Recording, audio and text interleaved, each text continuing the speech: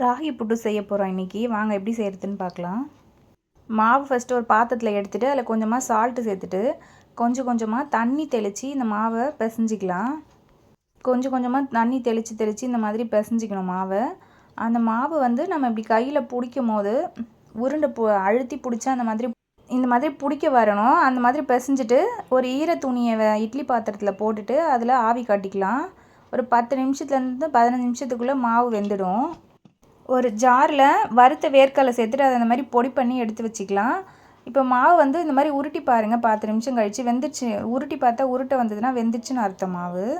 அது ஒரு பாத்திரத்தில் சேர்த்துட்டு அதில் பொடி பண்ணி வச்சுருக்க வேர்க்கடலை, பொடி பண்ணி வச்சுருக்க வெல்லம், துருவி வச்சுருக்கிற தேங்காய், அதுக்கப்புறமா கொஞ்சம் ஏலக்காய் தூள் இதெல்லாம் சேர்த்துட்டு இதை நல்லா கலந்து விட்டுடலாம். கலந்து விட்டுட்டா புட்டு ரெடி ஆகிடும். ரொம்பவே நல்லது உடம்புக்கு. நீங்களும் ட்ரை பண்ணி பாருங்கள். வீடியோ பிடிச்சிருந்தா லைக் பண்ணுங்கள். நெக்ஸ்ட் வீடியோவில் பார்க்கலாம்.